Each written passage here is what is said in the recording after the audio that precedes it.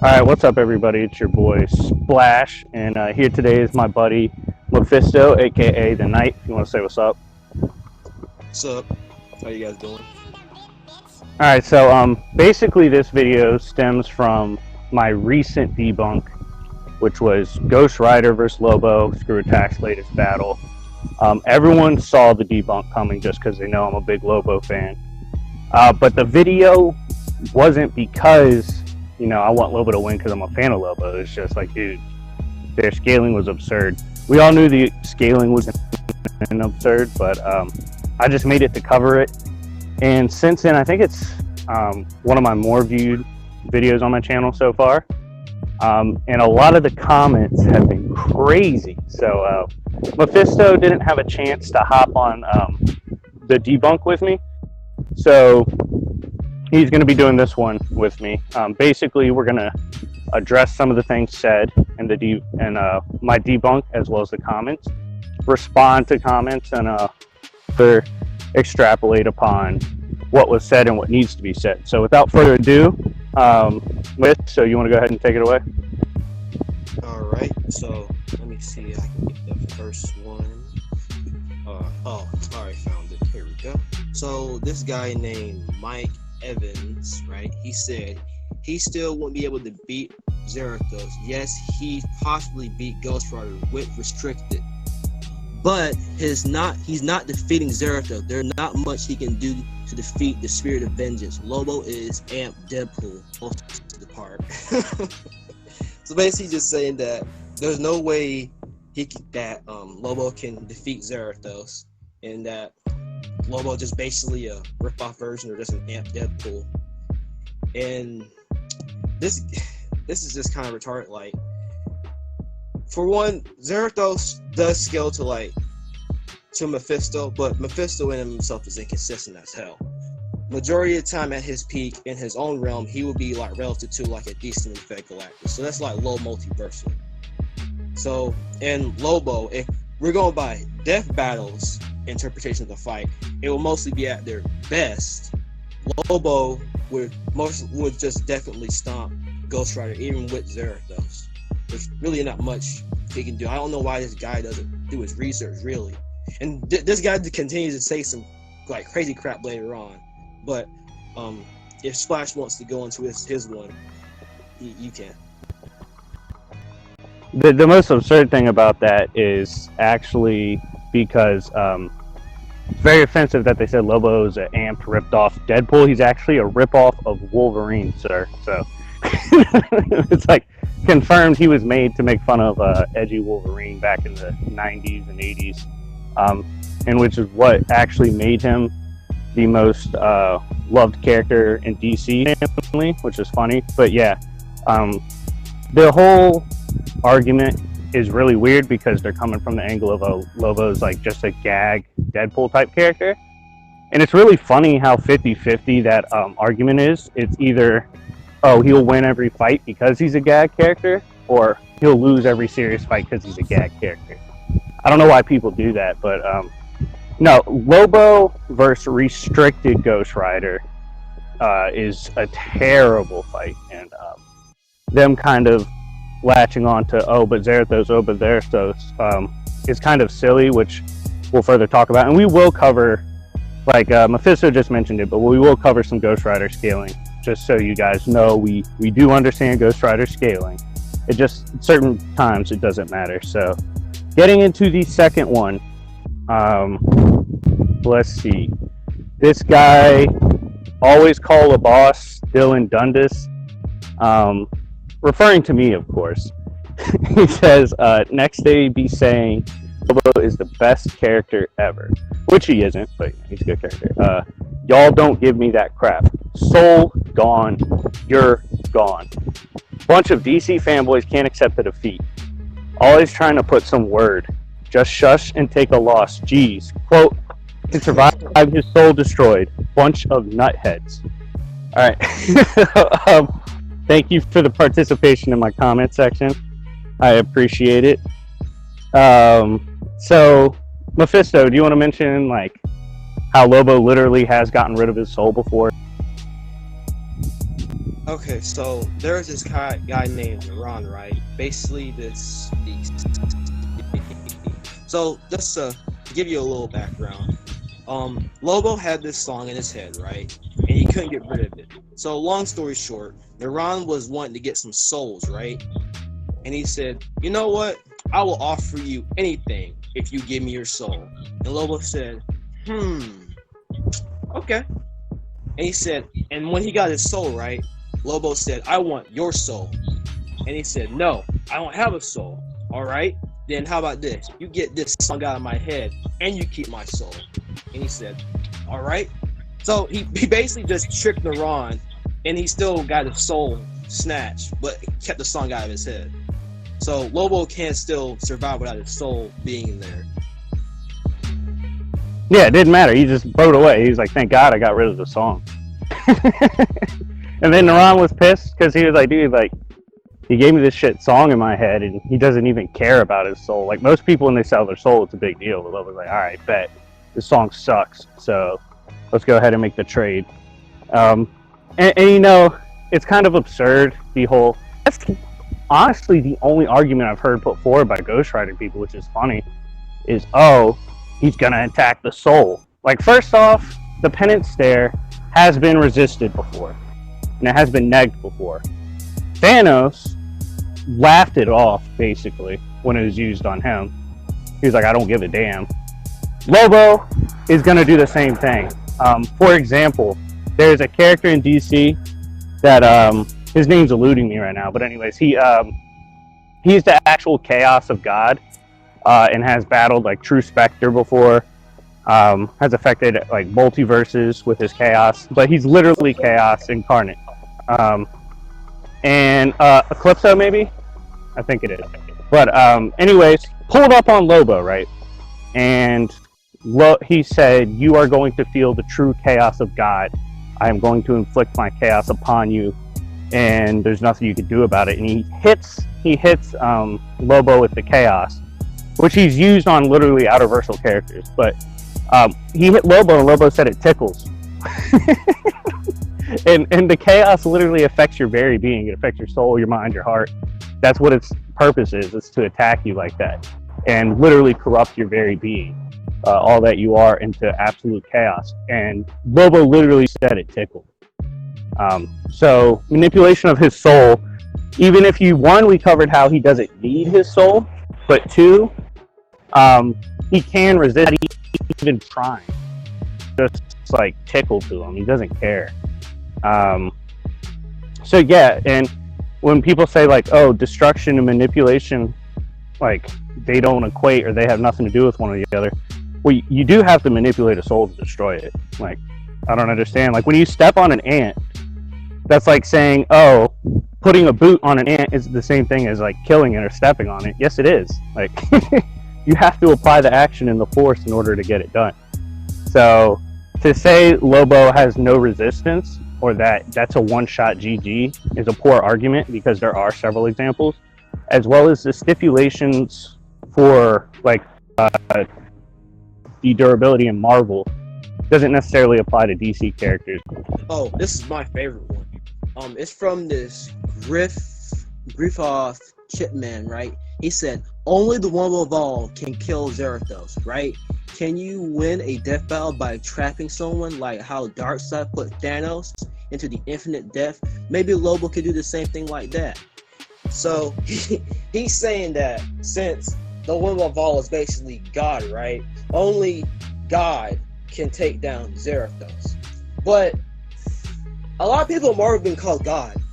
So you can't just say, oh, this guy was called God, so he has to be the one of all, even though Yahweh is God also in Marvel, and he's a Sky Father.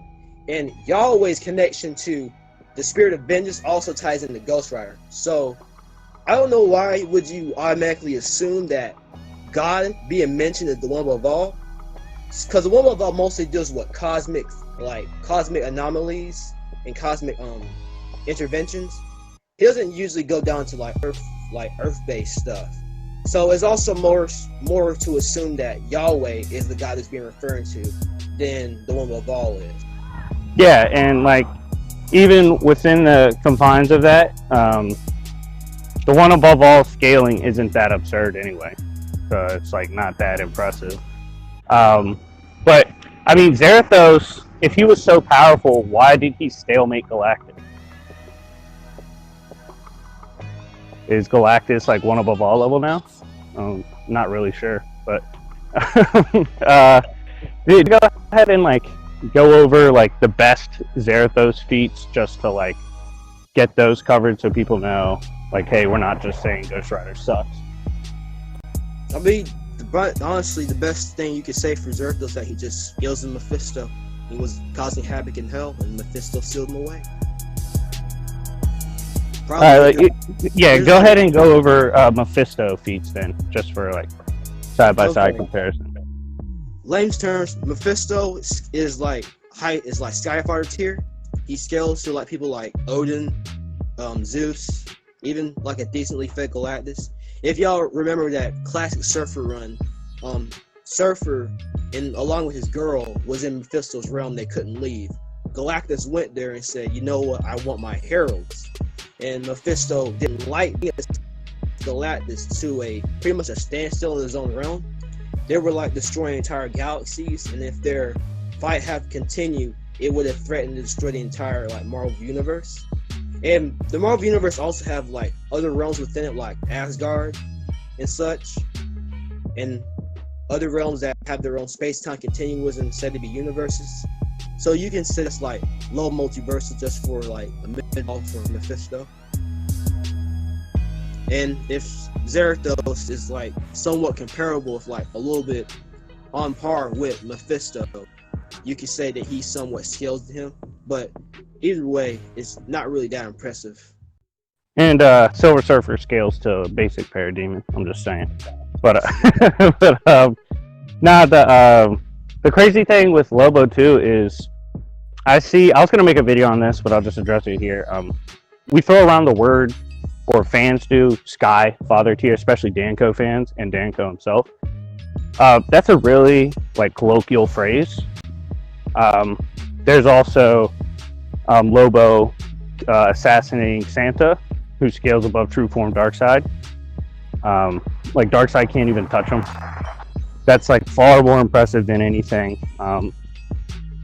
Zarathos has, which includes let's get like baby Darkseid falling was like gonna destroy multiverses and stuff, like just by falling. So if you want to just basic scale off that with Santa transcending Darkseid and whatnot, you're getting into an absurd range, even lowball and colloquial scaling. I would love to hear if Zarathos is 1A. I'd love to hear our Galactus up there too while you're at it. So you got your work cut out for you, but you got the heart. I'm sure you can accomplish it. So some more complaints, like how would Lobo be able to hurt him? Well, he could physically battle him. They can fight on a physical level.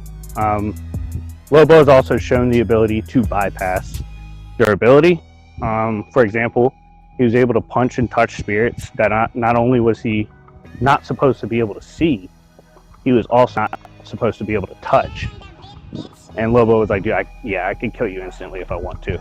The God and Dave battle, God and Dave were creating their own concepts, their own heavens, their own hells, their own dimensions in between, and the multiple layers and stuff like that, controlled their own universes. And this, let's do basic scale. What they were doing was similar to Franklin Richards, something Franklin Richards would do. We're lowballing God and Dave, but we'll just put it on that same level of Franklin Richards, okay? If you recall, there's a story within Marvel in which Franklin made Galactus his son. So, Lobo, keep that in mind. If you want to scale God and Dave to Franklin with the lowball, go ahead. Lobo was brought to their realms by God and Dave to participate in their games. Lobo wasn't having it, didn't want to do it. As a result, he went ahead and slaughtered them within their own realms where they have absolute control over all things. They weren't able to stop him, and they got brutalized and completely torn apart. So I don't understand why people don't think he could pull it off. It's just another case of, oh, they have this durability, okay, Lobo can just go by that fairly easily. And yeah, Franklin scales above Galactus, obviously with the Herald of Galactus stuff, and Galactus scales to Zarathos. So there you go. Well, it scales Mephisto, that scales to Zarathos. Yeah, which is fine. It's just another sideways scaling. What about what? Okay, so let's put them on equal footing, which we've obviously demonstrated they're not equal in any way. But just to do that, what would your best argument for Zarathos be? Because obviously this Ghost Rider argument in base is absurd. I don't see anyone pulling up with that. But what do you think? Like, what would you propose? I mean, there's not really much Zarathos can do, honestly. I mean, he has AP on this side. That's pretty about it. It's like soul manipulation, you could say. Reality warping. But that's about it. Yeah, it's just it's literally things Lobo's dealt with before. Like, there's that Jenny that the Jen or whatever, however, I don't know how you say it, but pulled up to the DC universe and enslaved everyone easily, and like the only one to escape was Superman. Superman had to go to Lobo for help, and mind you, Superman has seen everyone get snatched up, and he's like, dude, this is insane. And Lobo's like, dude, I don't give a damn. Lobo's like, oh, he's not gonna do nothing to me. And DC Comics, when I believe it was Brainiac attacked Lobo and took away that ability, like reset it, so he didn't have it. Because, like, dude, that, like, just a Lobo clone could like resist Starro, who could take over the league. So, but by the way, people said I don't read Lobo and Ghost Rider comics. I guess if you think I'm biased, you could say that about Ghost Rider if you felt like it, but I don't know. I don't know why they would challenge me ever having read Lobo. But I've been reading Lobo for a long time. Like, he's up there for me for like Midnighter and Star Wars. That's like saying I don't know Obi-Wan Kenobi. But yeah, Lobo has plenty of ways. I did bring up the caveat of Lobo has the ability to see your weakness. They said this was only demonstrated once. That's actually not true. He's demonstrated it multiple times before. He just didn't. He was using it. That's kind of like if Thor uses Mjolnir, right? And he uses a lightning blast, and he says, "I have the ability to shoot lightning," and then he shoots it. If he doesn't say that every time, but he does use the lightning blast, does that mean he's not using it? But like Lobo, he fought. He was fighting a few members of the league, and pulled up on Manhunter, and immediately hit it with fire. He knew he had a weakness to fire. He's done several other things like that. So, like, that's one of his perks of being like the best bounty hunter in the galaxy. So yeah, he has used it multiple times before. Doesn't even need it for this battle. I was just saying that is an option on the table, because by that same token, someone saying, "Oh, Zarathos immediately GG," they would be ignoring the fact that Zarathos doesn't come out in every battle. In fact, we don't really see Zarathos that much, as far as since like the 50s and 60s. Zarathos is like the last ditch effort. Usually only comes out when Johnny Blaze gets knocked. So that was just something I was bringing up, as well as like Lobo can travel through dimensions with his bike, and he can travel through time. Multiple clones, they could just pile on, and he can go get an angelic or hellish weapon, which he obviously has access to. He chills and smokes and drinks with Etrigan.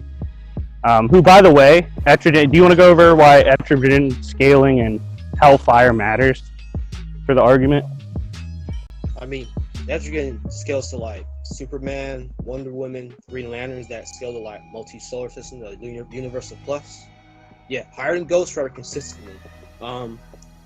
Yeah, and his Hellfire is able to like affect and purify souls, and you have Etrigan blast Lobo, and Lobo just like high. That's all. He wasn't really affected by it. Definitely didn't purify him. He kept being Lobo.